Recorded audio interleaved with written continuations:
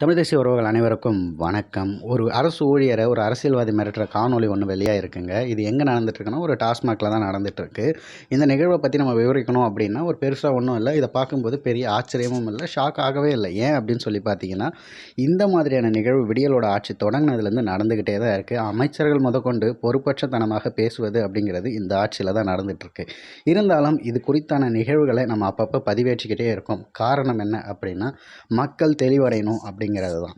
ஏன்னா இவங்க அரசியல்வாதிகள் 5 வருடம் இருக்குது அப்படின்னா 4 வருடம் வரைக்கும் செய்கிற அத்தனை அயோக்கியத்தனங்களையும் பொறுத்துக்கிட்டு இதெல்லாம் ஒரு ஆட்சியான்னு சொல்லிக்கிட்டு இருக்காங்க. ஆனால் கடைசி அந்த ஒரு வருடம் பார்த்திங்கன்னா எல்லா நியூஸ்லேயும் திராவிடம் செய்த சாதனை அப்படின்னு பெருமை பீத்துற மாதிரியான எல்லா விஷயத்தையும் போட்டுட்டு அவர்களுடைய அத்தனை தவறையும் மறக்கடிக்கிற விதமாக அந்த ஊடகங்களை பயன்படுத்தி இந்த விஷயத்தை அவங்க கையாளுறாங்க. அதே நேரத்தில் நம்ம சமூக ஊடகங்களை கையில் எடுக்கும்போது தொடர்ச்சியாக பார்த்திங்கன்னா இந்த விஷயத்தெல்லாம் நம்ம பதிவு பண்ணிக்கிட்டே இருக்கும்போது தான் அந்த மறதி அப்படிங்கிற அந்த விஷயத்தை நம்ம களைய முடியும். அதற்காக தான் இந்த மாதிரியான காணொளிகளை தொடர்ந்து அப்லோட் பண்ணிக்கிட்டே இருக்கோம்.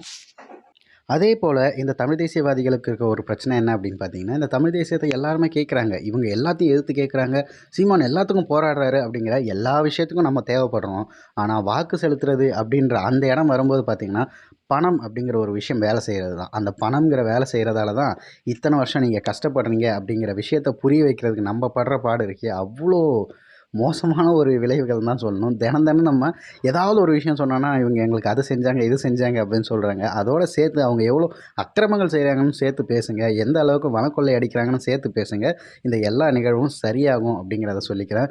இப்போது டாஸ்மாகில் அவர் பார்த்திங்கன்னா நேரடியாக பணம் கேட்டு மிரட்டும் போது அந்த ஊழியர் என்ன சொல்கிறாரு அப்படின்னு சொல்லி பார்த்தீங்கன்னா, எத்தனை பேர் வருவீங்கன்ற ஒரு கேள்வியை கேட்குறாரு.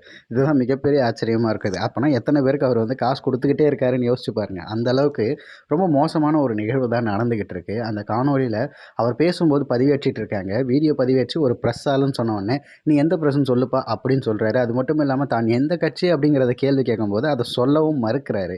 ஆனால் எல்லாருக்குமே தெரியும் இந்த அளவுக்கு திமிர்த்தனமாக இப்படி பேசுகிறாங்க அப்படின்னா எந்த கட்சியாக இருக்கும், அவர்களுக்கு எந்த தைரியம் எதனால் வந்திருக்கும் அப்படிங்கிறது நமக்கு தெரியும்.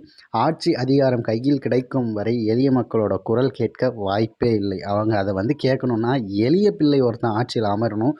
அப்போ தான் இந்த விஷயம் நடக்கணும். அது பார்த்திங்கன்னா அண்ணன் செந்தமிழன் சீமான் அவர்கள் ஆட்சியில் இருக்கும்போது இந்த மாதிரியான நிகழ்வு நடக்கும்போது எந்த மாதிரியான ஒரு அந்த சர்வாதிகாரியாக புரிவேன் அப்படின்னு சொல்லிட்டு கதை விடுறதுலாம் இல்லை, உண்மையாகவே சர்வாதிகார இருப்பேன்னு சொல்லிட்டு இப்போத்துலேருந்தே அண்ணன் சீமான் அவர்கள் சொல்லிக்கிட்டு இருக்காரு. அன்பான சர்வாதிகார ஆட்சி அதையெல்லாம் தெரியணும், புரிஞ்சுக்கணும் அப்படின்னா நம்மளால் முடிந்த அளவுக்கு மிகவும் வேகமாக செயல்படணும். அப்போ தான் பார்த்திங்கன்னா மக்களோட அந்த நம்பிக்கை பெறுதல் மட்டும் இல்லாமல் ஆட்சி அமர்ந்தால் மட்டுமே இதற்கெல்லாம் விடிவு பிறக்கும் அப்படின்னு சொல்லலாம். அது வரைக்கும் விடியல் ஆட்சி அப்படிங்கிறது வெற்று வார்த்தை அண்ட் வெற்று கூற்றல். திராவிட மாடல் அப்படிங்கிற மாதிரி, அதாவது மாடல் மாதிரின்னு சொல்லணும்ல, அதே மாதிரி இந்த விடியல்ங்கிறது ஒரு மாடல் தான். அது என்னன்னே காட்டல. அவங்க மாடல் காட்டும் போது இவ்வளோ வருத்தப்படுற நிலைமைக்கு நம்ம இருக்கோம் அப்படின்னா, ஒரிஜினலாகவே அவங்களோட ஆட்சியை காட்டினாங்கன்னு வச்சுக்கோங்களேன், அவ்வளோதான், ஒன்றுமே இருக்காது. இப்போ இருக்கிற எந்த ஒரு கனிம வளத்துலேருந்து எந்த ஒரு விஷயமும் நம்ம கையில் இருக்காது. எல்லாமே பறிபோய் கிடைக்கும். அந்த நேரத்தில் புலம்பி ஒரு பயனும் இல்லை.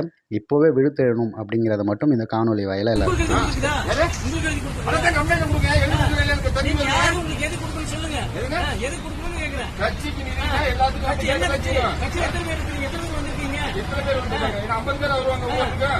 அதான் கம்ப்ளைண்ட் எழுதி கொடுங்க.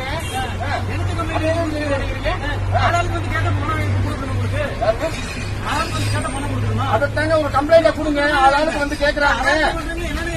அதாங்க ஒரு கம்ப்ளைண்ட் எழுதி கொடுங்க தான் நானும் சொல்றேன். இப்ப என்ன பேசுறீங்க? கம்ப்ளைண்ட் எழுதி கொடுங்க. மிரட்டுற உருட்டுற வேலையெல்லாம் ஏன்னா லட்சம் கோடி பாக்குறேன் நானு. கோடிக்கணக்கில் எந்த கோடிக்கணக்கில் பாக்குறீங்க? கோடிக்கணக்கில் பாக்கலாமா வேண்டாம்?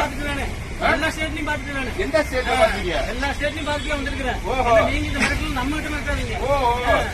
நீங்க கேட்கும்போது 500 கொடுக்குறீங்க. எங்க அப்பா மட்டும் கிடையாது. சூப்பர்வைசர்ட்ட பேசணும்.